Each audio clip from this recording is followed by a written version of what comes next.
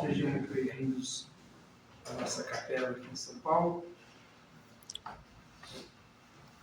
Hoje nós comemoramos duas datas, que é o 18º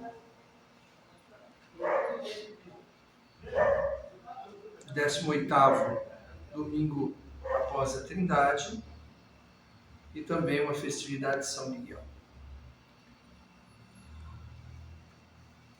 Então nós temos dois temas para conversar hoje. O arcanjo Miguel, seu nome vem de Micael, são três palavras que significa quem como Deus.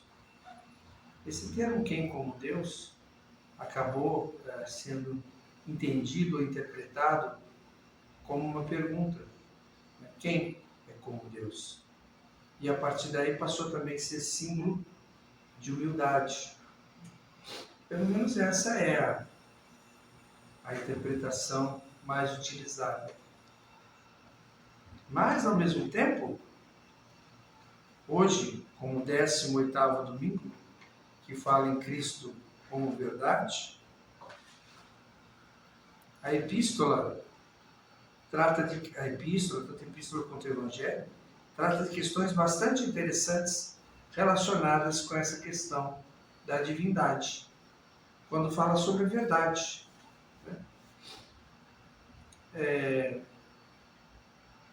Pode parecer estranho que Miguel represente quem como Deus, mas se nós olharmos a parte do Velho Testamento na criação do homem, diz que o homem foi feito de três partes, né? Foi feito a imagem e semelhança de Deus, pelo sopro de Deus e pelo barro. Então, uma das nossas partes é a imagem e semelhança de Deus. E nós temos duas passagens na Bíblia, uma no Velho Testamento, nos Salmos, e outra em que Cristo fala: todos vós sois deuses, e haveis esquecido. Então, existe em nós a presença de Deus. Existe em nós a presença do Cristo. Então, quando se diz que ninguém chega ao Pai senão através do Cristo, ninguém atinge essa divindade ou essa plena estatura da divindade, ninguém pode manifestar essa divindade que tem em nós, do qual nós somos filhos, senão através do Cristo, e esse Cristo é o Cristo que está dentro de nós. Como somos a imagem e semelhança de Deus, temos em nós Pai, Filho e Espírito Santo. Pode parecer um pouco de arrogância dizer quem como Deus, no sentido que a gente possa se achar Deus. Mas, em primeiro lugar, nós somos Deus. Todos nós somos. O problema é que nós não temos essa percepção e não agimos como. Tem uma citação que diz que o homem nasceu como as aves nasceram para voar no céu, e a águia expressa, né, essa herança de ave para voar. Mas as galinhas dão pequenos voos e passam o tempo todo ciscando a terra. E de tanto ciscar a terra, parece que se prendem ao chão e não conseguem mais voar. Claro que isso é só uma comparação, né? Na verdade, são dois pássaros completamente diferentes.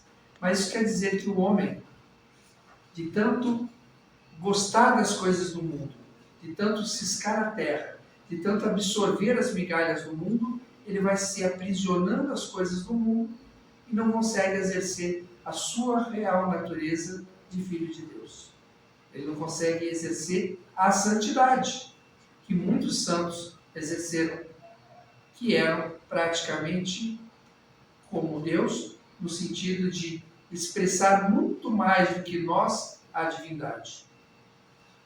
De todos esses, não há a menor dúvida que o nosso Senhor Jesus Cristo foi aquele que expressou a divindade de forma tão completa que ele era um com Deus, ele era o próprio Deus, a expressão dele era a expressão de Deus, ele já não era mais ele era Deus. Mas ele nos convida também a fazermos as mesmas coisas. É isso que eu acho que é uma diferença teológica complexa. Nós não somos pobres, pecadores, rastejantes diante de Deus. Já nos comportamos como? Do exercício da plenitude do Cristo. Enquanto a gente não perceber que a gente tem que parar de ciscar a terra e perceber que a gente precisa alçar grandes voos, talvez a gente se conforme com a nossa atual situação, se conforme como pecador, viva e morra como pecador. Mas há uma alternativa. E Cristo nos traz essa alternativa. E ele fala, o meu reino, o reino de Deus, não é deste mundo. Ele deixa isso claro. Né? Ele dá muitas dicas. Eu sou o caminho, a verdade e a vida. Ou seja, é essa verdade que está no Cristo que é a verdade. Todo o resto que a gente briga, e a gente faz muito isso, né? Todo mundo quer ter razão, né? Então todo mundo acha que sabe qual é a verdade. Tudo bobagem. Porque as verdades que nós temos são verdades parciais, não são verdades completas, não são verdades eternas, não são verdades profundas. Então, é uma bobagem, a gente discute uma coisa, discute outra, mas nenhuma delas vai levar à saída final, que é a realização espiritual, que é o encontro com Deus, que é a realização, que é a teosofia, ou seja, o conhecimento direto de Deus, que é o nosso objetivo. Eu acho que o nosso objetivo não deveria ser ficar atrás de migalhas, mas conseguir entender, aprender e viver o Cristo de forma que a gente possa efetivamente encontrar a verdade, aquela que é eterna. Como dizem os orientais, eu sou aquele que o fogo não queima, que a água não molha e que o vento não pode secar. Esse é o eu sou de Moisés. Esse é o verdadeiro ser. Esse é a mais profunda verdade que existe no ser humano, que o Velho Testamento nos dá várias passagens, nos mostra isso, e que Cristo fala declaradamente, né, que é possível, que nós precisamos. E o nosso objetivo é esse. E por que a gente está aqui hoje? A gente está aqui hoje porque através da celebração da Sagrada Eucaristia, onde Cristo se faz presente no altar, onde Cristo está presente na partícula, nós vamos comungar, nós levaremos Cristo, que está na partícula, próximo ao Cristo que está dentro de nós. Nós criaremos essa unidade e essa comunhão. E nesse momento da comunhão é possível perceber estas verdades. E ao perceber essas verdades, perceber ao Cristo, que é a verdade, a gente começa a entender de dentro para fora, né? Não é entender essas bobagens que eu estou falando, é entender realmente. Você começa a ouvir o Cristo interior, você começa a criar uma conexão de tal forma que você começa a perceber essa verdade, perceber esse Cristo. E ao perceber isso, a gente vai se tornando diferente, né? Seria como se a gente passasse o dia inteiro ciscando a terra, mas de vez em quando a gente alçasse alguns voos.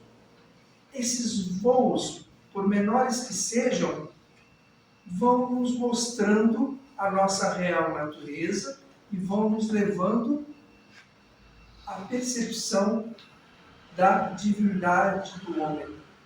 É uma coisa que eu vejo que as igrejas, de um modo geral, inclusive as católicas, não tratam muito desse assunto. que é o assunto da divindade do homem. Porque esse assunto parece arrogante, prepotente, né? Se acha Deus.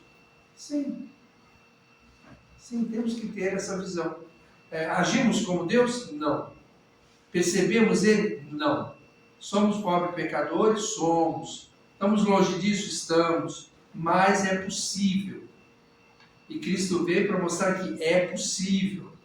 E é porque é possível que nós estamos aqui, lutando para conseguir atingir essa verdade, e através dessa verdade nós teremos uma realização espiritual de tal grandeza que todo o resto, todas as migalhas, né, todos os problemas do mundo, todas as coisas que nos fazem hoje perder a razão, discutir, coisas que nos fazem hoje buscar, corrigir e viver, né, em busca de qualquer coisa, de dinheiro, de realização, isso tudo vai se tornar tão pequeno, mas tão pequeno.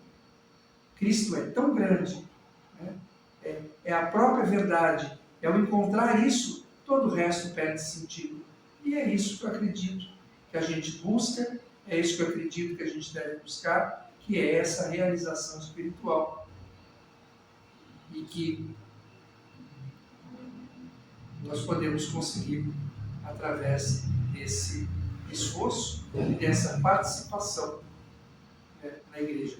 Juntos, né, orando a Deus, que possamos atingir essa percepção e, quem sabe, um dia, a plena estatura do Cristo. Obrigado.